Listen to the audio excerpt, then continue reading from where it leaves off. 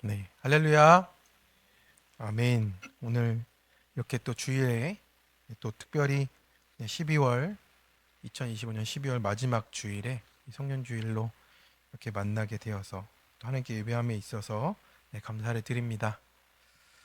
네, 우리 성탄절 잘 보내셨습니까? 네, 만군의 여호와의 열심으로 나를 찾아오신 그 기쁨이 우리 삶 가운데 더 깊이 누려지고 또 전해지는 그 은혜가 계속 흘러가기를 축복합니다. 네, 우리가 벌써 12월의 마지막 주일입니다.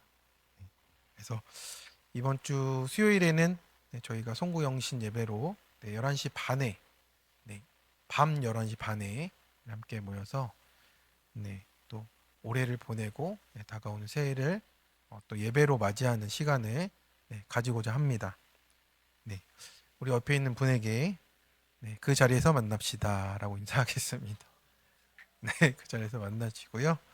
여기 제가 이제 주보에 이렇게 또 준비를 했습니다. 그래서 여기 2026년 새해 우리 가정의 기도 제목을 7개를 했는데 더 있으시면 더 적으셔도 됩니다. 뒤에 활용해서 적어 주시고 그래서 이제 각 가족의 이름을 다 적어 주시고요. 그다음에 이제 그날 이렇게 또 가족별로 앞으로 나오셔서 제가 따로 기도해 드리고 이렇게 한 시간을 가지니까 송구영신 예배 통해서 우리가 또 기도하는 가족별로 또 혼자 오시는 분들도 다 기도할 수 있도록 하니까 이렇게 기도의 제목을 적으셔서 미리 주실 수 있는 분은 저에게 보내주시면 됩니다. 카톡으로 찍어서 보내주세요. 네, 가지고 기도 제목은 가지고 계시고 저한테 찍어서 보내주시면 저도 준비를 하고 그 또 송구영신 예배 가운데 같이 기도하는 시간을 갖겠습니다. 네, 그래서 우리가 이제 2025년을 마무리하는 이 주일에 오늘 주시는 말씀으로 이렇게 은혜를 나누고자 합니다. 오늘 시편 63편의 말씀입니다. 광야에서 만나는 주의 인자하심. 올 한 해도 이렇게 광야의 길을 걸어 오시느라 모두 수고가 많으셨습니다. 물이 있는 곳을 지날 때도 있으셨고 또 힘든 가시밭길을 걷는 때도 있었고 물이 없는 곳을 지날 때도 있으셔서 참 고생도 많으셨고 지친 마음도 있을 것인데 우리가 이 주의 인자하심을 바라보는 오늘 이 주일이 됐으면 좋겠습니다. 오늘 시편 63편은요. 하나님이여 주는 나의 하나님이시라 내가 간절히 주를 찾되 이런 간절한 무장으로 시작이 되고 있습니다. 사람이 모든 것을 다 잃었을 때 우리가 무엇을 가장 먼저 찾는가 좀 묵상해 보도록 하는 그런 본문인 것 같아요. 미국의 이제 대공황 시절에 한 노신사가 길거리에서 하나님은 사랑이시다라는 팻말을 앞뒤로 메고 다니는 이런 샌드위치 광고하는 사람을 만난 거예요. 노신사는 이제 비웃으며 물었습니다. 당신은 지금 직장도 없고 배도 고픈데 그런 비참한 처지에 어떻게 하나님이 사랑이라 말할 수 있냐? 이렇게 말한 겁니다. 그래서 그때 그 남자가 웃으며 대답합니다. 선생님, 제가 평안할 때는 하나님이 주신 선물들 때문에 하나님이 사랑인 줄 알았는데 광야 같은 지금은 다 잃어버리고 하나님 그 한 분만이 사랑이시라는 것을 하나님 자체가 사랑이신 것을 알게 됐다. 이런 이야기를 했다라고 하는 겁니다. 우리 성경에도요. 하나님을 가장 깊이 노래한 시편들이 아이러니하게도 가장 안전하지 않은 자리에서 나왔다라는 겁니다. 제가 전에도 말씀드렸지만 시편은 기도잖아요. 가장 개인적이고 가장 영적인 기도문입니다. 그래서 오늘 우리가 보는 시편 63편도 가장 안전하지 않은 자리에서 시작된 기도예요. 성경은 단 한 문장을 말합니다. 다윗이 유다 광야에 있을 때라고 돼 있어요. 그래서 이 유다 광야가 어딘지 좀 찾아보니까요. 사해 서쪽에 있습니다. 그래서 돌과 모래의 황무지였고 물이 없는 곳이에요. 그래서 낮에는 뜨겁고 밤에는 춥고 생존 자체가 위협받는 곳이라는 거죠. 다윗이 지금 거기에 나가 있습니다. 다시 한번 다윗이 인생의 처절한 순간을 맞이하는 장면이에요.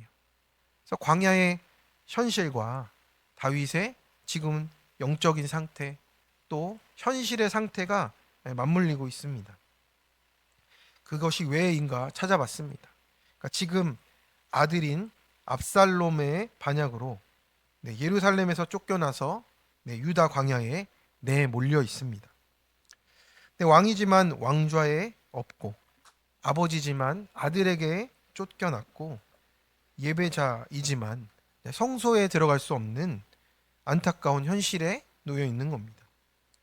그런데 놀랍게도 이 시편은 탄식으로 시작하지 않고 갈망으로 시작하고 있다라는 겁니다. 우리 첫 번째로, 마르고 황폐한 땅에서 주의 인자하심만이 생명이라고 하세요. 다윗은 이렇게 고백하며 기도를 시작했습니다. 1절의 말씀입니다. 우리 한번 같이 읽어 보겠습니다. 하나님이여, 주는 나의 하나님이시라. 황폐한 땅에서 내 영혼이 주를 갈망하며 내 육체가 주를 앙모하나이다. 아멘. 지금 광야를 걸어가는 것이 지금 다윗의 현실이에요. 광야에서는 우선순위가 단순해집니다. 맛있는 집을 찾아다니는 것도 아니고, 취미도 아니고, 자존심도 필요 없습니다. 그냥 살아남느냐 죽느냐만 남아 있어요. 이 유다 광야는 정말 물도 없고 숨을 곳도 없다라고 말씀을 드렸잖아요. 사막에서 길을 잃은 탐사대가 가장 먼저 버리는 게 있다 합니다. 그것은 금이라든지 아니면 두꺼운 옷이라든지 거기에 필요 없는 옷들을 버리는 겁니다. 마지막까지 붙들고 있는 것은 오직 물 한 모금이라고 합니다. 그런데 노련한 사막 가이드는 이제 땅 위에 많은 모래를 보지 않고 식물이 아주 조금이라도 도단한 곳을 찾아서 땅 아래 흐르는 보이지 않는 수맥을 찾으려고 한다고 합니다. 그래서 다윗도 지금 눈앞에 마른 땅을 파는 것이 아니에요. 탄식하거나 어떤 사람들의 도움을 바라는 것이 아니고 대신 그의 영혼을 살릴 유일한 수맥을 찾는 겁니다. 하나님의 인자하심이라는 거죠. 그 수맥에 기도의 삽을 꽂으려고 하고 있는 거예요. 우리가 광야에서 죽는 이유가 있습니다. 그 죽는 이유는 물이 없어서도 있겠지만 엉뚱한 곳을 파고 있기 때문에 죽는 것이라는 거예요. 우리가 그래서 세상의 위로라는 마른 땅을 파지 말고 생명보다 귀한 주의 인자로 깊이 들어가야 한다라고 말씀을 하는 거예요. 우리가 광야 같은 상황을 지날 때 문제는 무엇입니까? 광야라는 환경도 그렇지만 내 영혼이 타는 목마름 속에 있다라고 하는 겁니다. 물이 없어 황폐한 광야처럼 하나님 없는 내 영혼이 황폐하니까 주님을 갈망하고 또 앙모하고 하나님을 찾겠다고 지금 다윗이 고백하고 있는 겁니다. 그래서 지금 예루살렘에서 쫓겨나 광야에 있기 때문에 성소에도 갈 수 없는 다윗은 지금 성소에 계셨던 그 하나님을 잊지 않습니다. 2절입니다. 우리 2절의 말씀을 같이 한번 읽어보겠습니다. 내가 주의 권능과 영광을 보기 위하여 이와 같이 성소에서 주를 바라보았나이다. 아멘. 지금 예배당에 갈 수가 없어요. 제사 드리러 갈 수 없는데 그 제사하던 기억이 다윗의 영혼을 소생시키고 있다라는 거예요. 예배의 환경이 무너졌고 또 그 제사 드릴 수 없는 그 절체절명의 상황에서 그 마음속에 드러나는 진짜 예배가 있다라고 하는 거예요. 다윗은 성소가 아니지만 그 자리에서 하나님을 바라보았던 그때를 기억하는 겁니다. 3절의 말씀입니다. 우리 3절 말씀을 한번 읽어보겠습니다. 주의 인자하심이 생명보다 나음으로 내 입술이 주를 찬양할 것이라. 아멘. 우리가 너무나 잘 아는 찬양의 가사예요. 이 찬양이 참 저는 깊은 찬양이구나. 이렇게 알고 있었는데, 네, 이게 참 절체절명의 상황에서 드려지는, 네, 고백이라는 겁니다. 다윗은 지금 모든 것을 잃었습니다. 왕권도, 가족도, 안전도 다 흔들립니다. 살 길이 막힌 상황에서 이제 생명보다 더 귀한 하나님의 인자하심을 붙들게 되는 거예요. 현실은 생명의 위협인데 왕권보다, 안전보다, 생존보다 하나님 인자가 아니면 살 수 없구나를 깨닫는 거예요. 이 말은 어떤 말입니까? 지금 내가 내 힘으로 사는 게 아니구나. 내가 숨을 쉰다고 쉬는 게 아니라 하나님의 인자하심 때문에 내가 숨 쉬고 있구나. 내가 살아가고 있구나. 이 고백이 되는 겁니다. 그래서 여기서 인자하심은요, 이제 우리가 보면 이제 추상적 단어라고 생각할 수 있는데 이 단어는, 네, 헤세드예요. 그래서 언약을 통한 자비예요. 하나님의 그 확실한 언약에서 나오는 자비라는 겁니다. 하나님을 주인으로 붙잡고 가는 사람에게 흘러나오는 자비라는 거예요. 그냥 어디서 뭔가 사랑이 떨어질 것 같은, 뚝 떨어질 것 같은 이런 것이 아니고 하나님의 분명한 약속 속에 있는 자비라고 오늘 말씀을 하는 겁니다.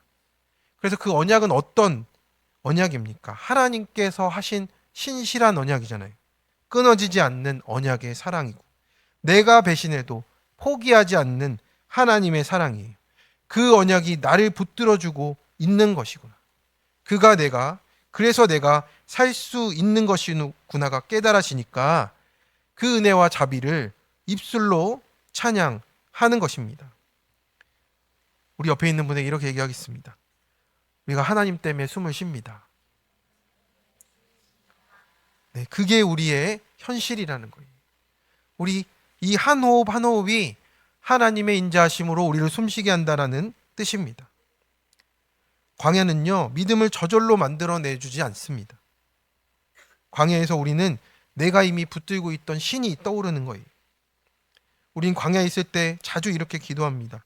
주님, 이 상황만 해결해 주십시오. 제가 뭐든지 하겠습니다. 뭐든지 안 하더라고요. 그죠? 겸손해 보이는 것 같지만 사실 해결만 바라는 게 우리 인생입니다. 지금 다시 광야까지 내려간 다윗이 말하고 있습니다. 주님, 저는 당신이 없으면 이미 죽은 인생입니다. 주님 인자하심 때문에 지금 제가 살 수 있는 것입니다. 4절의 말씀입니다. 이러므로 나의 평생의 주를 송축하며 주의 이름으로 말미암아 나의 손을 들리이다. 그래서 그 인자하심으로 말미암아, 그 언약으로 말미암아 평생의 주를 송축하며 내 손을 들어 하나님께 나아간다고 지금 말씀하고 있습니다.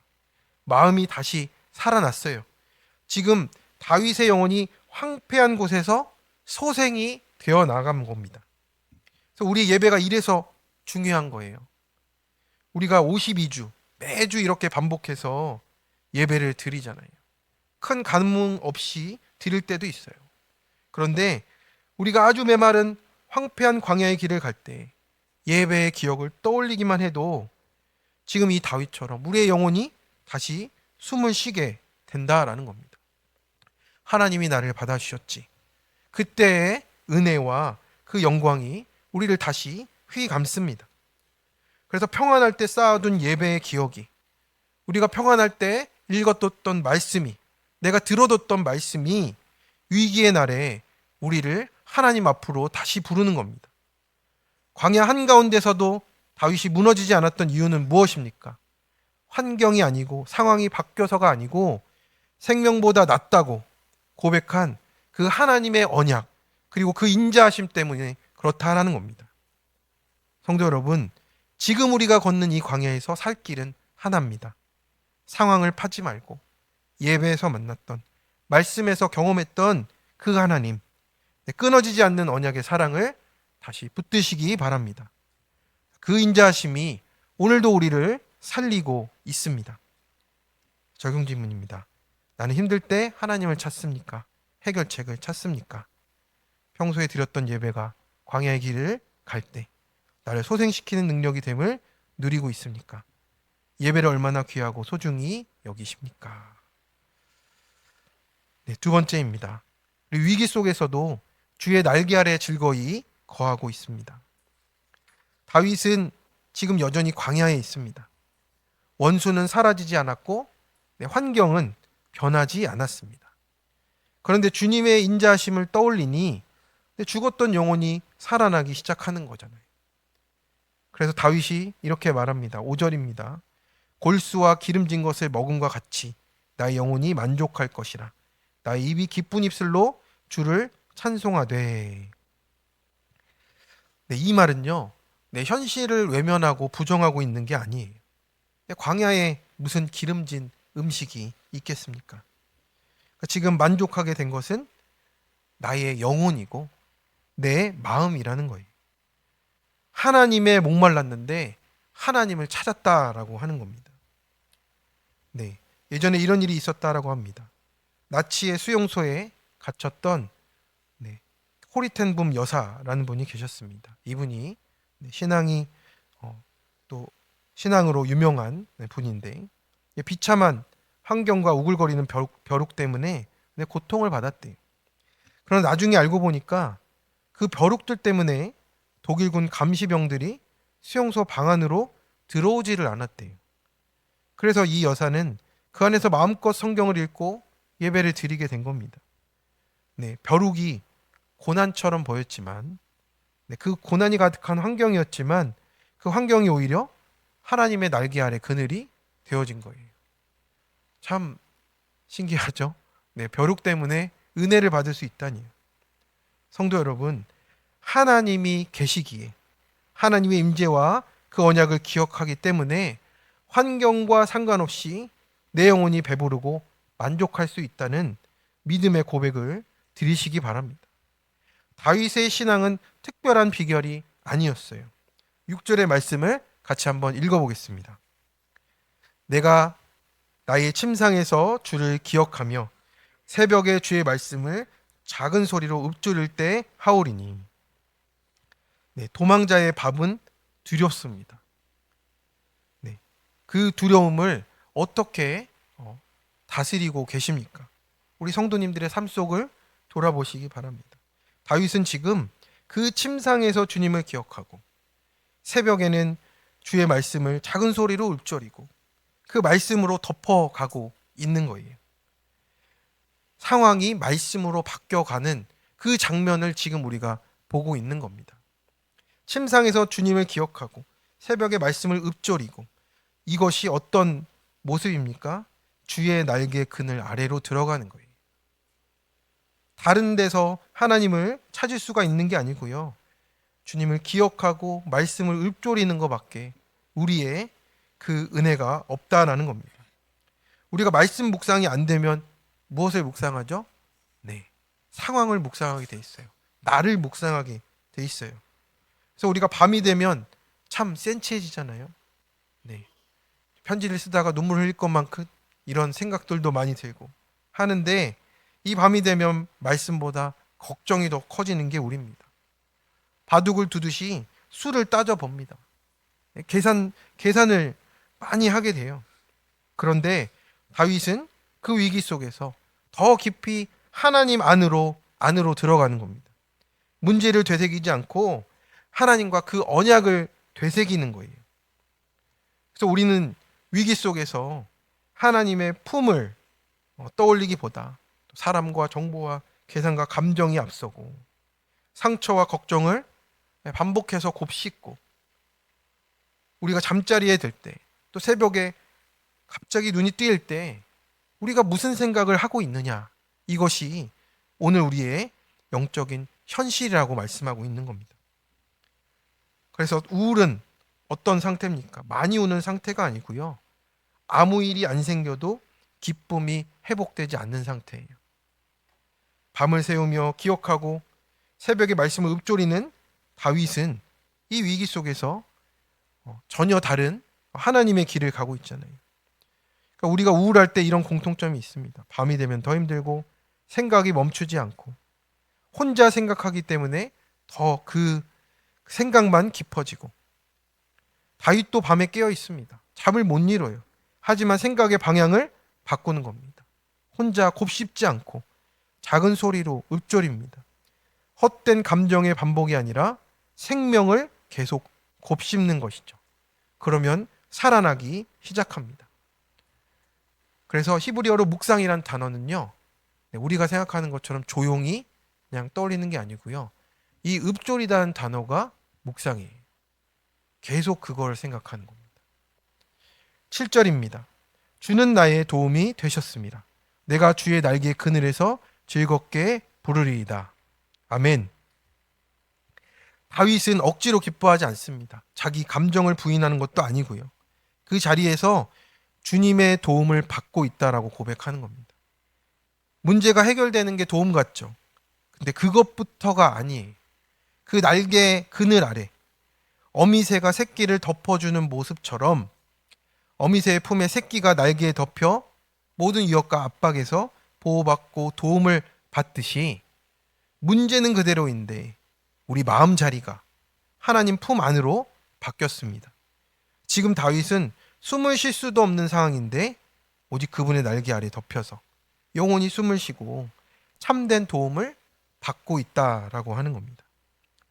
그래서 오늘 작년 큐티 간증에도 그렇습니다. 한 집사님이 박사학위가 지연되고 승진이 누락되고 스트레스를 받아서 술과 담배, 노름으로 살다가 친구의 가정에 놀러 갔는데 가정 예배 드리는 찬송을 듣고 그때 교회를 다니게 됐다고 합니다.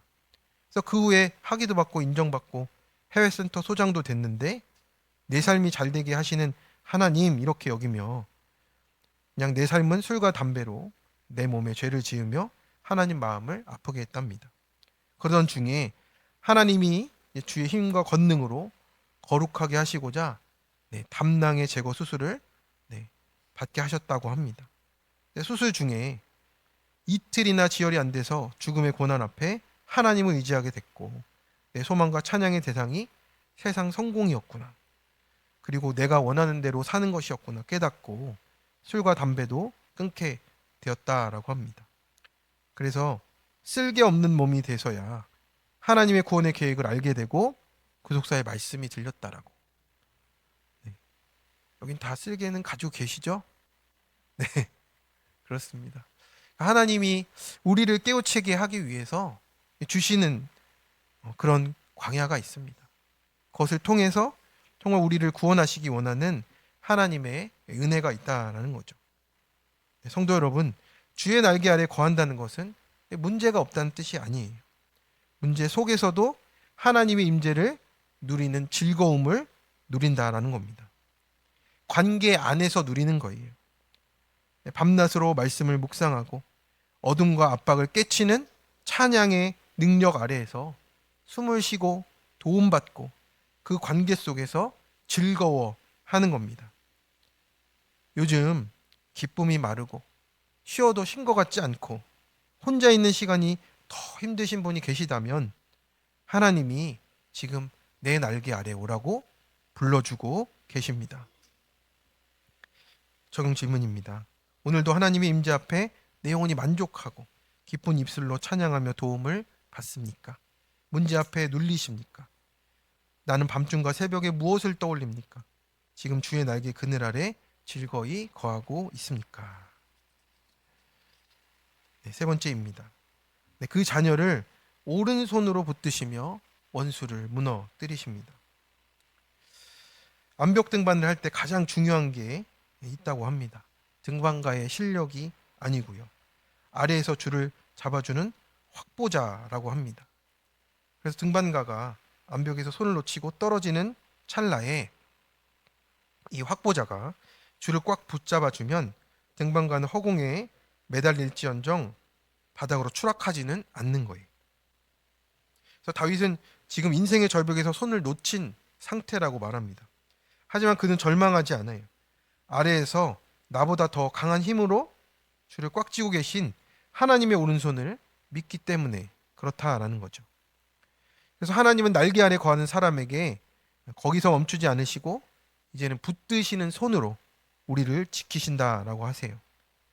그래서 다윗은 여전히 도망자이고 그러나 이제는 언약의 손을 의지하고 있는 겁니다. 8절의 말씀입니다.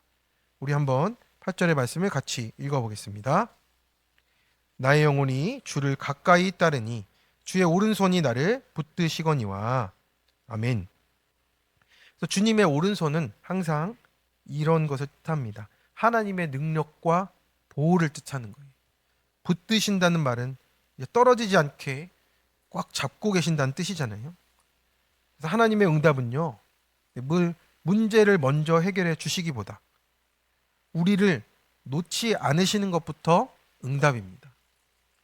그리고 다윗은 이 모든 상황을 어떻게 내려놓고 있습니까? 9절과 10절에 보면 그 영혼을 찾아 멸하려 하는 그들은 땅 깊은 곳에 들어가고 칼의 세력에 넘겨져서 승냥이의 먹이가 될 것이다. 다윗이 이 모든 일에 대해 직접 복수하지 않습니다. 심판은 하나님의 영역으로 맡겨드리는 거예요. 우리는 이제 은혜 받고 내가 뭔가 회복되었다 하면 그걸 내 힘으로 삼아서 내가 처단하려고 하는 게 있어요. 내가 끝내려고 하는 게 있습니다. 하지만 그게 아니에요. 그것도 하나님의 손에 맡겨드릴 때 우리가 참된 자유함을 얻는 겁니다. 참된 구원을 누리게 되는 거예요. 우리는 하나님께 맡긴다 말하면서도 실제로는 내 손으로 통제하려는 게 있습니다. 원수와 문제를 하나님께 맡기기보다 그냥 속으로 판단하고 분노하고 계산하는 게 우리가 또 하나님의 붙드시는 손을 자꾸 놓으려고 하는 거예요. 그래서 우리가 판단과 복수의 생각이 들 때, 또 내가 하려고 할 때 이것이 주님의 영역입니다. 주님께 맡겨드립니다. 이렇게 기도로 나아가야 우리의 영혼이 살게 되는 겁니다. 그래서 마지막 절에 이렇게 고백하고 있습니다. 우리 11절 같이 읽어보겠습니다. 왕은 하나님을 즐거워하리니 주께 맹세한 자마다 자랑할 것이나 거짓말하는 자의 입은 막히리로다. 아멘. 지금 다윗이 자기를 다시 한번 무엇이라고 부르고 있습니까? 왕이라고 다시 칭하고 있어요. 지금 다윗 왕이 환경과 모든 것이 회복돼서 즐거운 것이 아닙니다. 지금 하나님 그분 자체로 기쁘고 즐거운 인생이 된 거예요. 그래서 왕으로 다시 회복이 된 거예요.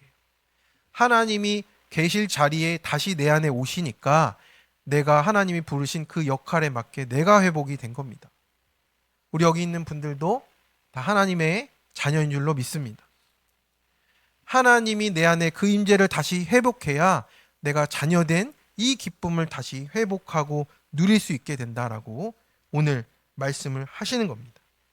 그 임재를 다시 회복하기 전까지는 영혼의 갈망 속에 숨도 쉬지 못했지만 광야에서도 지금 다윗이 하나님을 잃지 않았기 때문에 지금 다시 왕으로 하나님의 자녀로 회복된 줄로 믿습니다. 청년 큐티 간증이에요. 저는 대학을 졸업하자마자 공인중개사 자격증을 취득해서 공인중개사로 일하고 있습니다. 회사원처럼 일정한 월급을 받고 근무하는 것이 아니고 그 부동산 기업을 성사시켜야 수입이 생겨서 프리랜서 같이 일합니다. 매월 초에는 이번 달에 계약 없으면 어떡하지? 매월 말에는 다음 달에 계약이 없으면 어떡하지? 이런 걱정으로 한 달을 보낸다고 합니다. 제가 원하는 수입을 벌 때까지 날마다 불안과 두려움에 쌓여 지냅니다.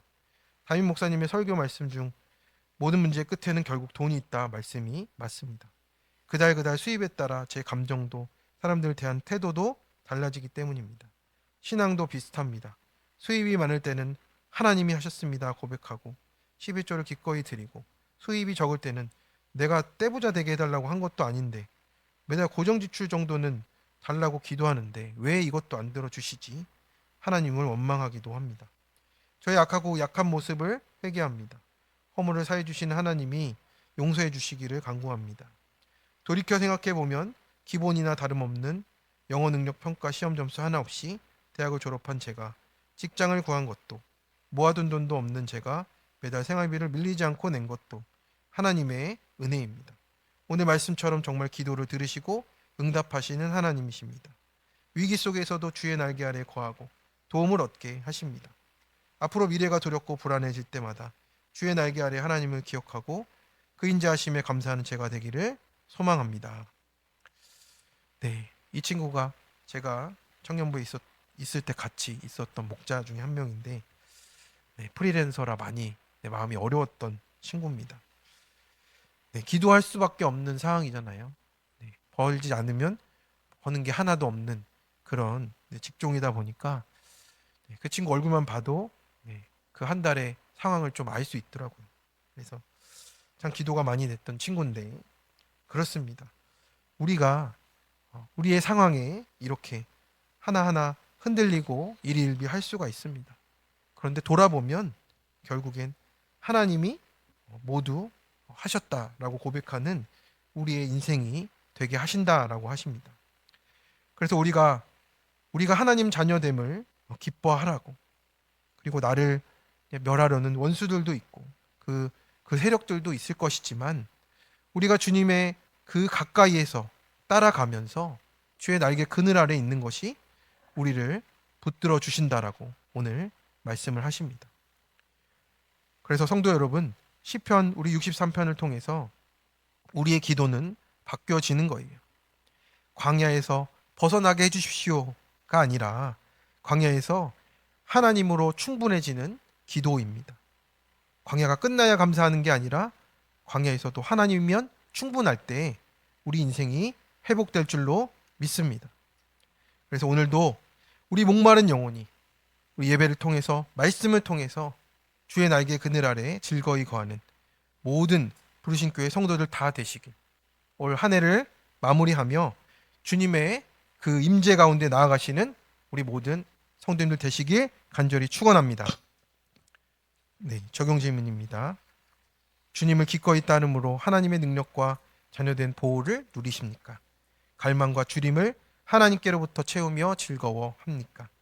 원수의 결말을 하나님께 맡깁니까? 끝까지 내가 하려 합니까? 우리 이 시간 우리 찬양하며 결단의 자리로 나아가도록 하겠습니다.